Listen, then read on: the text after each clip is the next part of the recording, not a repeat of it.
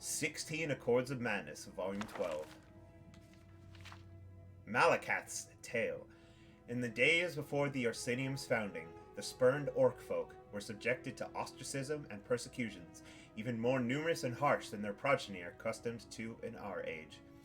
So it was that many champions of the Orsimer traveled, enforcing what borders they could for the proliferation of their own people. Many of these champions are spoken of yet today, among them the Cursed Legion, Gromba the Hairless, and the noble Emeg Gro Kyra. This latter crusader would have certainly risen to legendary status throughout Tamriel had he not been subject to the attention of certain Daedric princes. Emeg Gro Kyra was the bastard son of a young maiden who was killed in childbirth. He was raised by the shaman of his tribe, the Grilla Kamog, in the peaks of what we now call Normar Heights. Late in his 15th year, Emeg forged by hand an ornate suit of scaled armor, a rite of ascension among his tribe. On a blustery day, he pounded the final rivet, and draping a heavy cloak over the bulky mantle, Emeg set out from his village for the last time. Word of his exploits always returned home, whether defending merchant caravans from brigands or liberating enslaved beastfolk. News of the noble orc crusader began to grace even the lips of Bretons, often with a tinge of fear.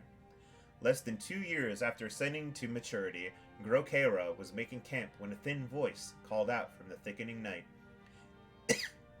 He was surprised to hear the language of his people spoken by a tongue that obviously did not belong to an orc. "Lord Kyra," said the voice, "tales of your deeds have crossed the lips of many and have reached my ears." Peering into the murk, Emeg made out the silhouette of a cloaked figure, made wavy and ephemeral by the hazy campfire. From the voice alone he had thought the interloper an old hag, but he now decided that he was in the presence of a man of slight and lanky build, though he could discern no further detail. "Perhaps," the wary orc began, "but I seek no glory. Who are you?" Ignoring the question, the stranger continued, "Despite that, Orsimer, glory finds you, and I bear a gift worthy of it."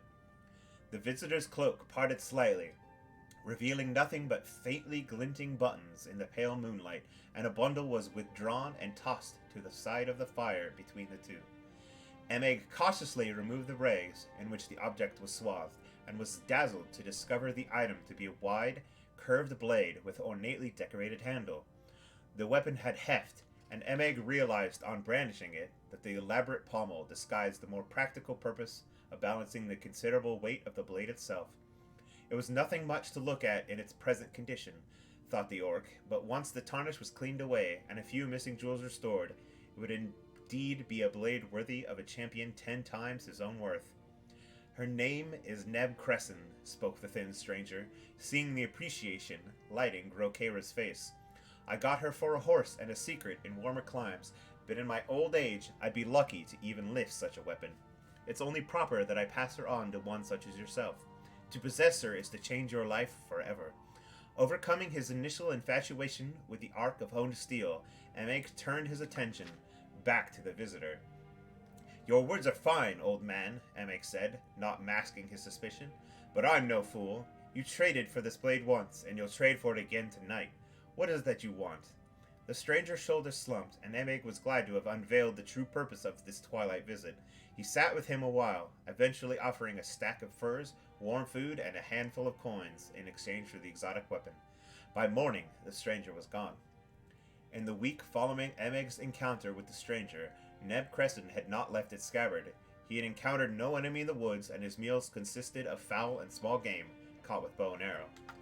The peace suited him fine, but on the 7th morning, while fog still crept between the low-hanging boughs, Emeg's ears pricked up at the telltale crunch of a nearby footfall in the dense snow and forest debris. Emeg's nostrils flared, but he was upwind. Being unable to see or smell his guest, and knowing that the breeze carried his scent in that direction, Emeg's guard was up. He cautiously drew Neb Crescent from a sheath.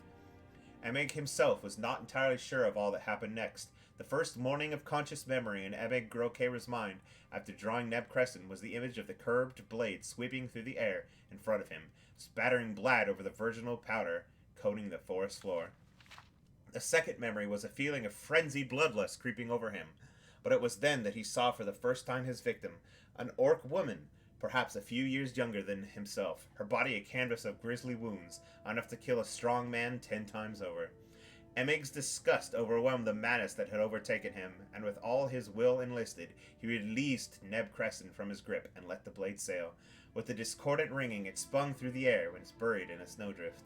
Emig fled the scene in shame and horror, drawing the hood of his cloak up to hide himself from the judging eyes of the rising sun. The scene where Emig Grokera had murdered one of his own kind was a macabre one.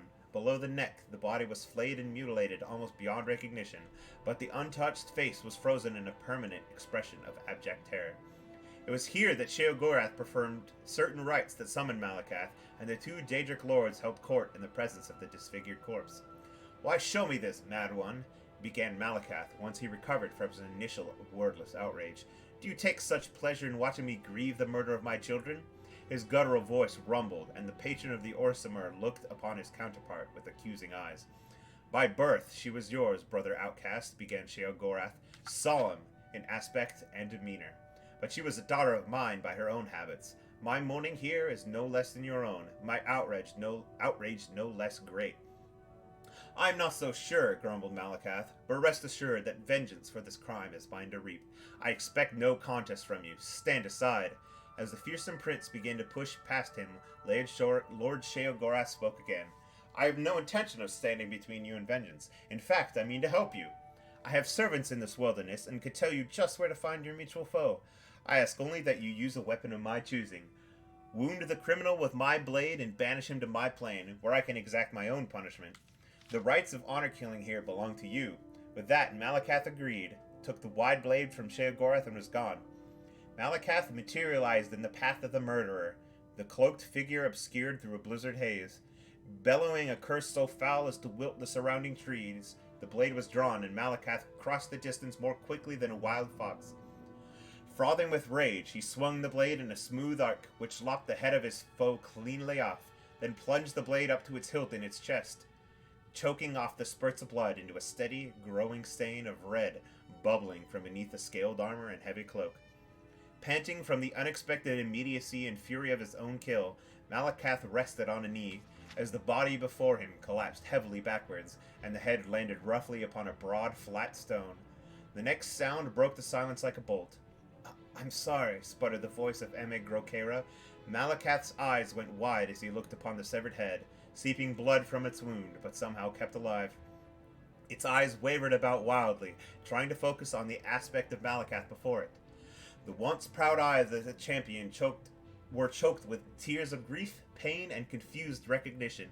To his horror, Malakath recognized only now that the man he had killed was not only one of his Orsimer children, but very literally a son he had blessed an orc maiden with years hence. For achingly long moments the two looked upon each other, despondent and shocked. Then, silent as oiled steel, Sheogorath strode into the clearing. He hefted Emig Grokera's disembodied head and bundled it into a small grey sack. Sheogorath reclaimed Neb Crescent from the corpse and turned to walk away. Malakath began to stand, but kneeled again, knowing he had irreversibly damned his own offspring to the realm of Sheogorath, and mourned his failure as the sound of his son's hoarse pleas faded into the frozen horizon.